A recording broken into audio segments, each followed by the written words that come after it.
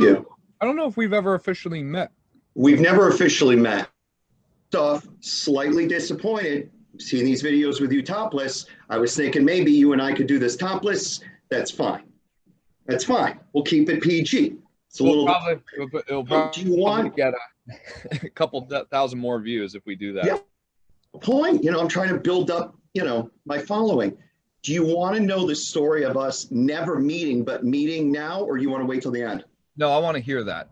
Tell me. So I think it was several years ago, and you were supposed to do a show for the radio station I was working for at the time. Yeah. You had a problem with your throat, totally normal thing, and you had to postpone. You called the phone to apologize. Now, I didn't answer because it was like a Jersey area code, and I'm like, yeah, you know, credit, debit, you know, collector looking to get some money. And so you left this very beautiful, sweet apology. It was like 2 minutes long.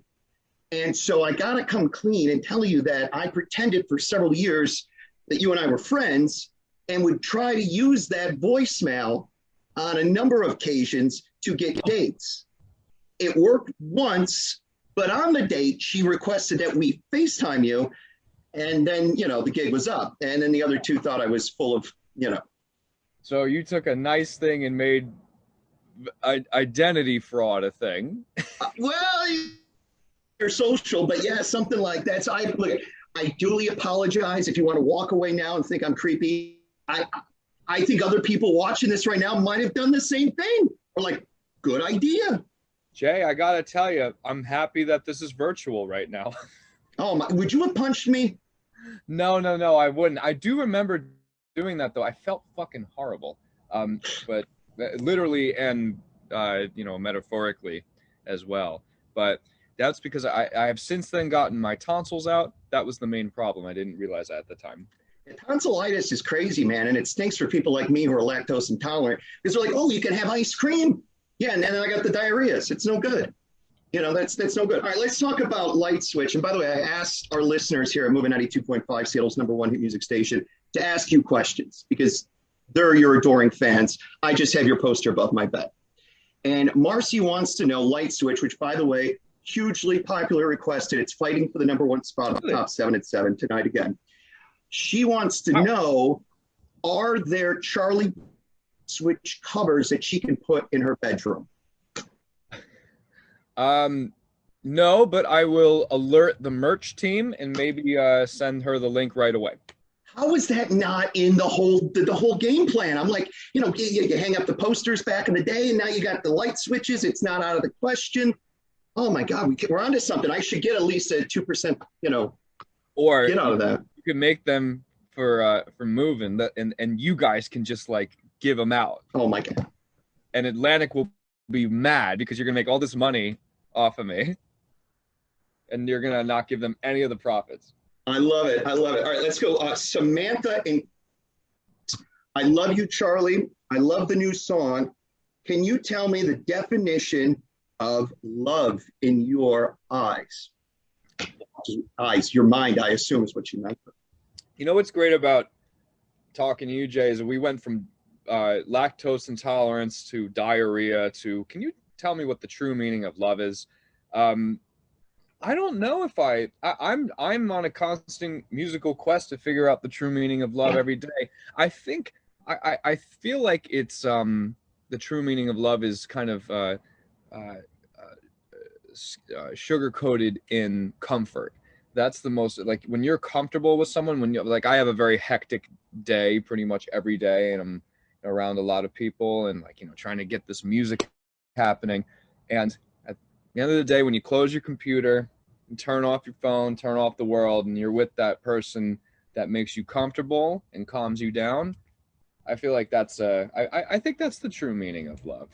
For me at least. Harder to write a song about being in love or being heartbroken? Ooh, it's way harder to write a song about being in love because it's on such a cheese line. Yeah. Like, you either go like one way or the other.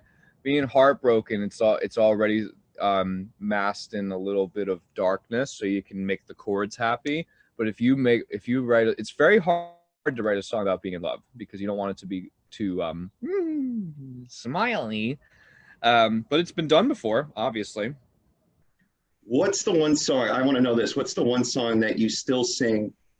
And the assumption of people are going to say "See You Again," but what's that one song that when you sing, you get a little lump in the, "See You Again" is definitely "See You Again" is definitely up there, only because it's a song that it seems to be just as popular as it was when it first came out, and it's taken a lot of life forms as well. It started off as a song about remembrance, and now, and then people take the piss out of it and turn up the distortion knob on TikTok and, and make memes with it.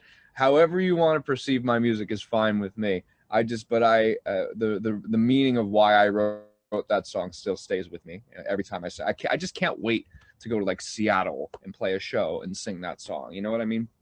It just has this, and you can say, obviously it was for the death and the movie and all of that, but it's a heartbreak song.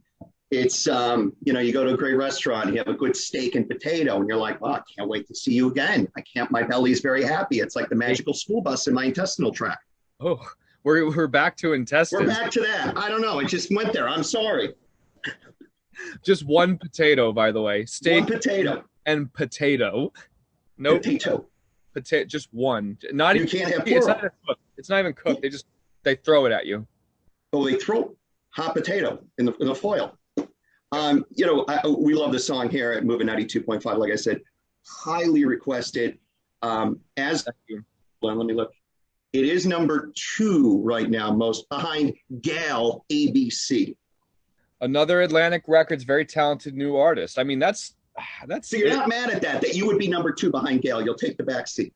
No, I'm very happy for her, and I love that song. And that song was produced by a classmate of mine named Pete Nappy, who's very talented as well. So that's huge, and we're all winning. It's really wonderful. Thanks for getting the song out there. So no, absolutely. I want to talk about our hair because I'm trying to grow my hair really long, and everyone's just giving me a hard time. But going back, you're talking about classes. You're doing this teaching course. Yes. How cool is that? It's very cool. I've recently discovered how difficult it is to describe, because there's usually when I made Light Switch, I was like by myself in my little studio, and then I made a TikTok about how I was making the song. With the monthly classes, it's really rewarding when it's done, but it is so hard to make a song in front of 9 cameramen and have them ask you, so why are you writing this particular lyric, or why are you using this sound? It's just like you can't like describe it while you're making it, but like you have to do it for the class. So it's rewarding but very challenging to film. Yeah, I mean, you try to sit down and you have all these ideas. I'm a big writer, and I mean, it's hard just to like write your thoughts in general. Like, I'm going to be awesome today. Don't ever write that to her again. But then to put that into song, I mean, it's just crazy. And speaking of which, our hair, look at our hair, man. This is something that, like, I've never grown my hair long. You had it short in the last couple of years. I buzzed mine during COVID because, you couldn't go to the barber. Prefer long or short, man? I think long, and yours looks good. You have a thick head of hair. It's good. I mean, you're making it look crazy right now. But I like it. Well, I'm trying to do like a perm afro kind of vibe here. Oh, my God. Yeah, well, you got it. You'll never go bald. That's for sure. You got a vibe. Yeah, I mean, but so you prefer long? I prefer long, because I feel like you can hide from people with the long hair, whereas like when you buzz it, it's just like you're just out in the open.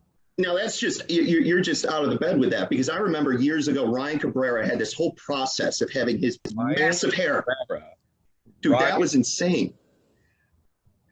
I've waited all my life to cross this line. I'm not no teeny bopper, but I remember Ryan Cabrera. Ryan Cabrera, dude, I remember talking to him, and he would put like bedhead, that product in his hair, and he wouldn't wash it for like a week or something. And now he's got it all like professional. I'm like, you got to bring that back, man. It was like down here, and it was all up. Ryan Cabrera's the GOAT, man.